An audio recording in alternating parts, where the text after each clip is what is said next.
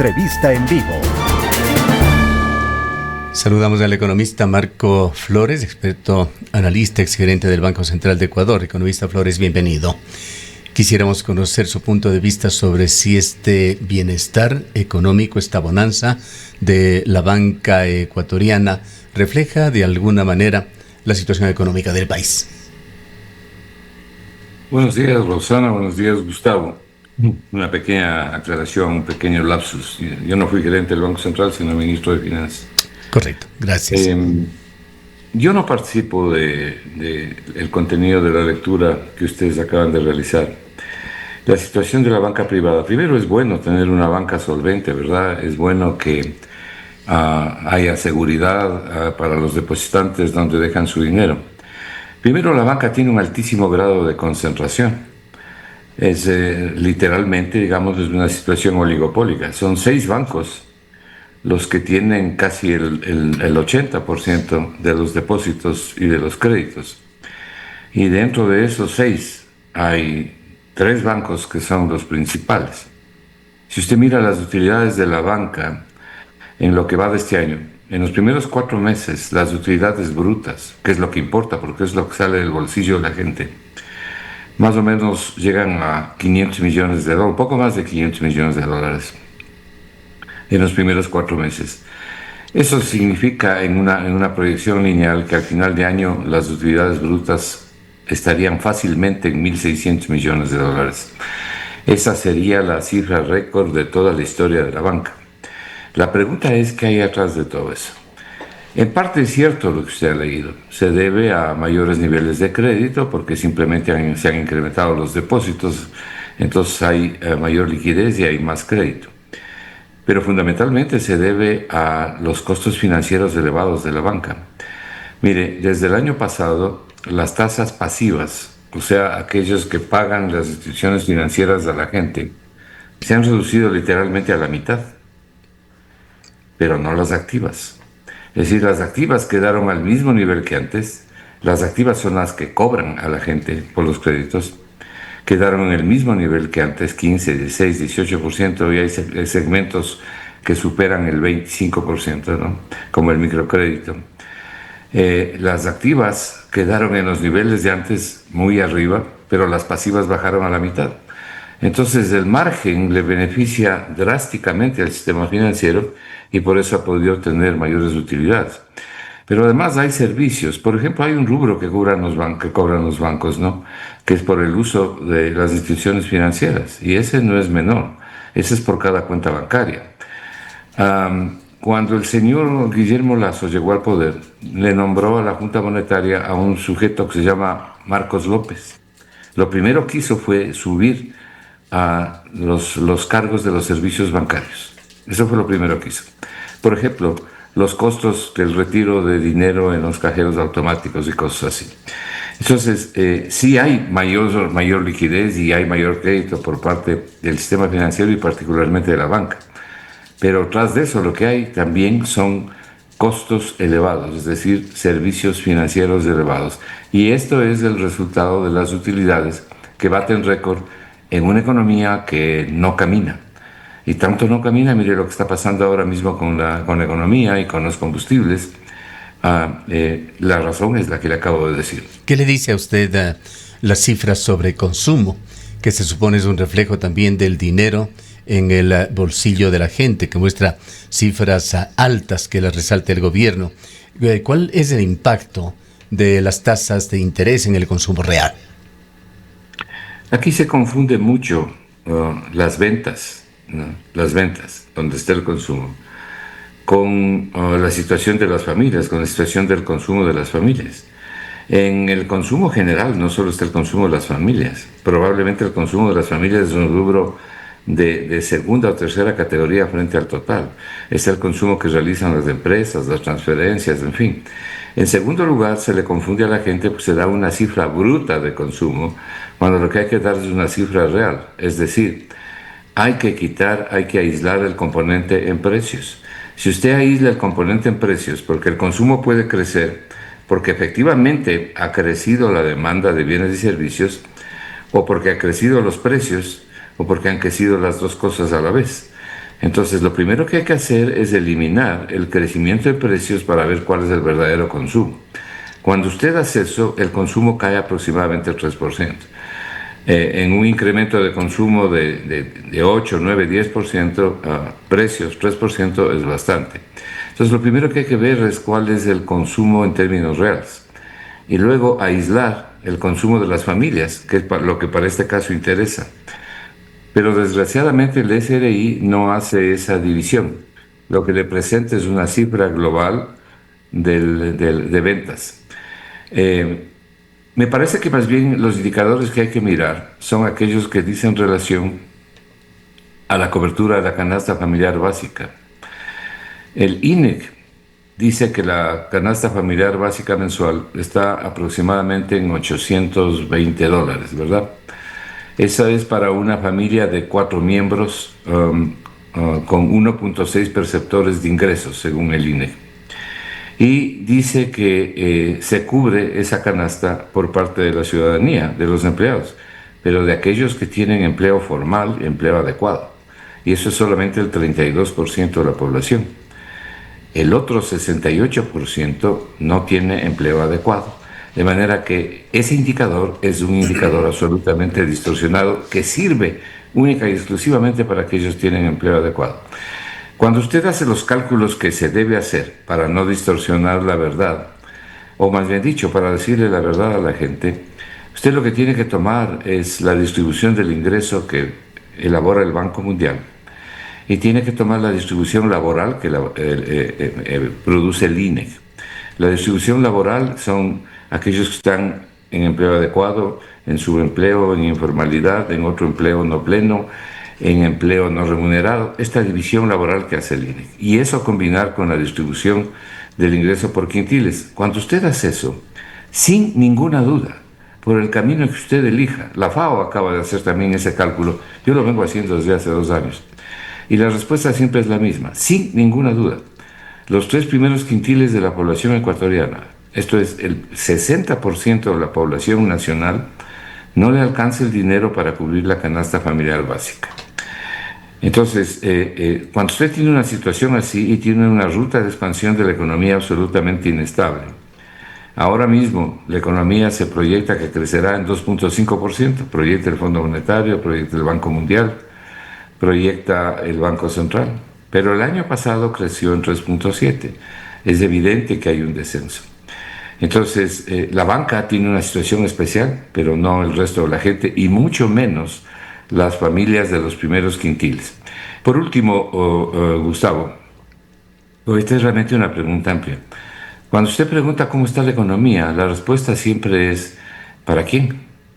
Porque la economía está bien para las personas que están en el primer quintil. Cada quintil son aproximadamente 3.600.000 personas. Es dividir la población ecuatoriana para 5. En el primer quintil están las personas que tienen mayor preparación, mayor conocimiento, las que tienen mayores ingresos, las que tienen buenos empleos. Pero las otras no están en esa situación. El escaso crecimiento económico, la escasa ruta de expansión que tiene el PIB en el Ecuador, no se filtra a los quintiles más bajos. Se queda básicamente en el primer quintil. Algo va al cuarto quintil, que es una especie de clase media vulnerable que ante cualquier evento negativo fácilmente baja al tercer quintil.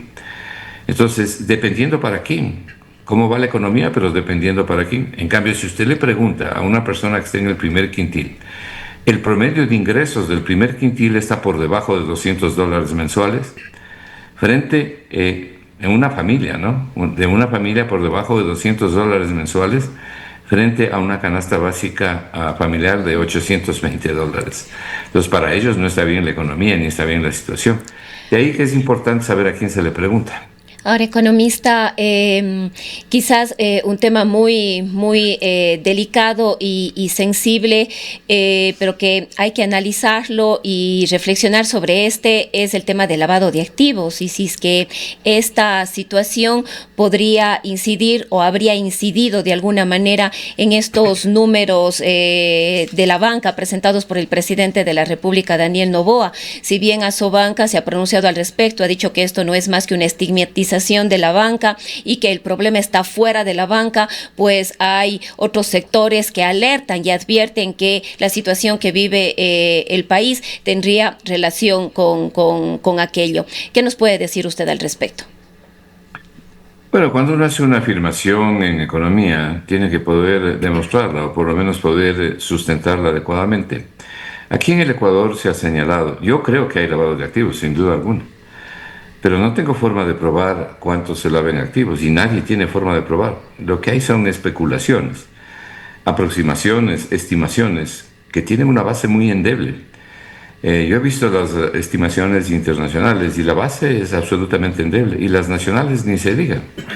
Entonces usted puede decir, bueno, en la banca, no solo en la banca, en el sistema financiero nacional y en determinados sectores, por ejemplo, se habla también de la construcción, se lavan activos, pero pruébelo. Es decir, diga en qué se basa para hacer esa afirmación. Por eso es que yo nunca toco este tema, o más bien dicho, no hablo de este tema, porque no tengo los elementos para decir algo que yo creo que existe. No existe estadística para poderlo probar en una u otra manera. Lo que sí le puedo decir categóricamente es que la situación financiera de la banca no es ni de lejos ningún indicador de la economía ecuatoriana, y mucho menos de la situación de las familias. Hablemos de otros indicadores, economista Flores, y quisiera abordar con usted el gasto público versus inversión. Usted ha sido un defensor de que el Estado debe jugar un rol activo, no solamente ser un pagador de deuda.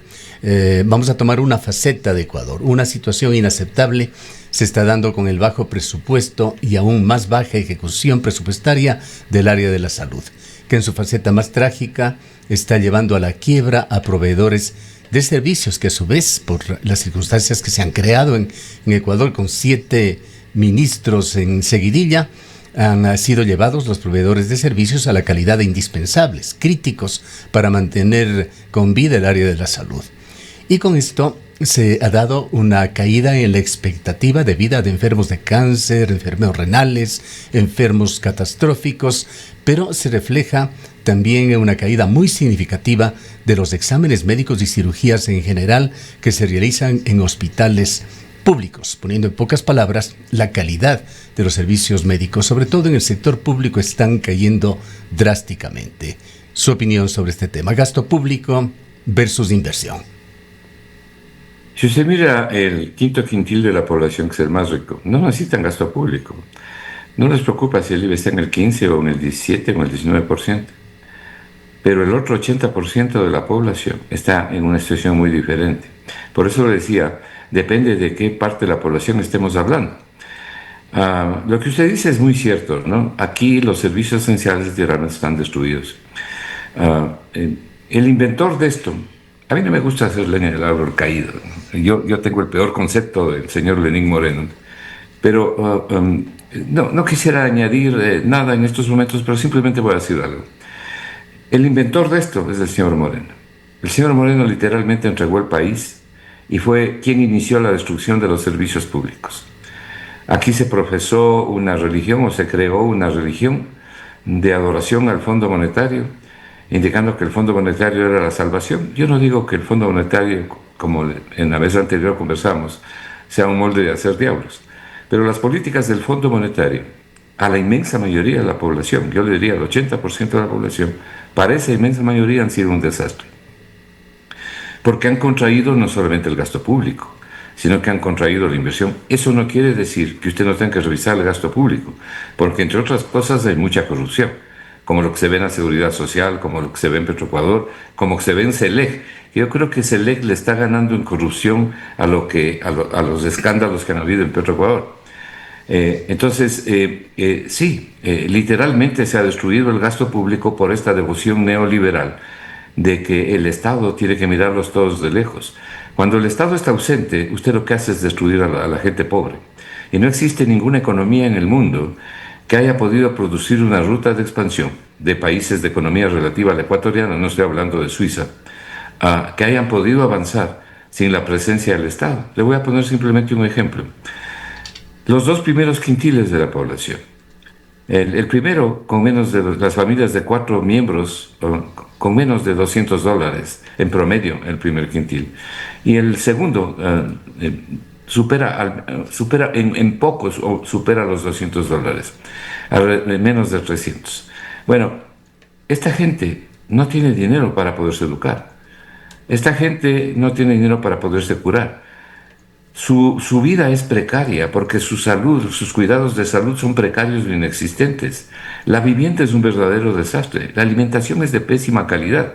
Sus productividades son cercanas a cero, es decir, son ínfimas productividades. Viven en un atraso colosal. Y ese atraso colosal les empuja a la pobreza. Y la pobreza a su vez empuja nuevamente al atraso. Y entonces usted tiene un círculo perverso que se retroalimenta entre pobreza, atraso y inmovilidad social. Esta gente no progresa. Si usted le quita la ayuda del Estado, es decir, lo que el Estado debe ofrecer en salud, en educación, en infraestructura básica, carreteras, puentes, agua potable, en fin, infraestructura básica, ¿a dónde acude esta gente?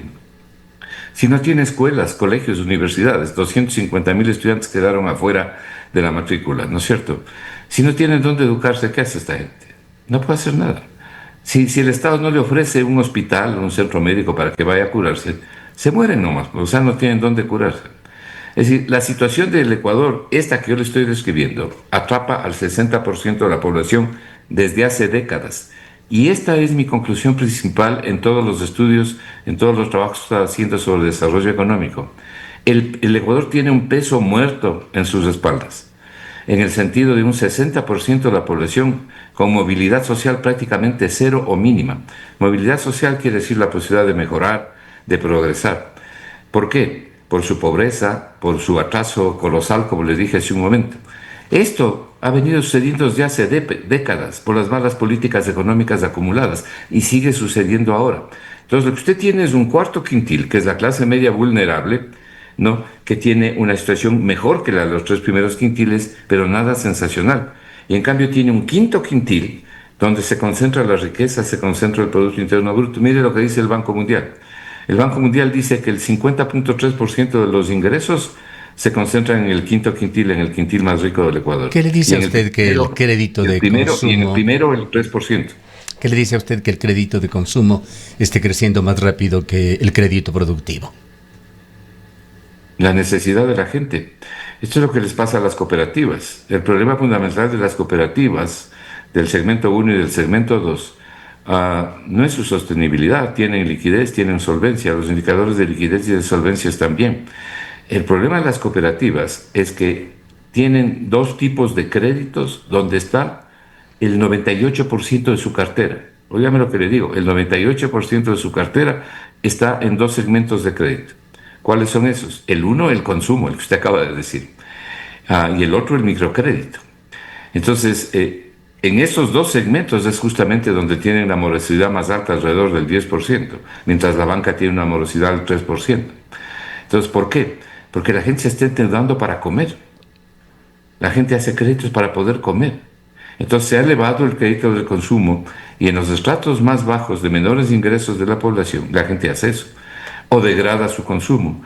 Cuando el IVA se incrementó, la gente lo único que pudo hacer es degradar el consumo. Y usted tiene un inmenso sector de la población que parece que no existiera. Esos son los olvidados de la tierra, ¿no es cierto? O los condenados de la tierra, como diría Franz Fanon. Pero el hecho es que es una realidad con la que convive con el Ecuador y convive con un sector de extremada solvencia en el Ecuador, o de extrema solvencia. ¿Por qué, economista? ¿Por qué? Por las malas políticas económicas. ¿Por qué con esta aparente bonanza de la banca, con una economía dolarizada, con un exceso de liquidez, no se ve una baja agresiva en el costo del dinero para pymes, por ejemplo, para la producción?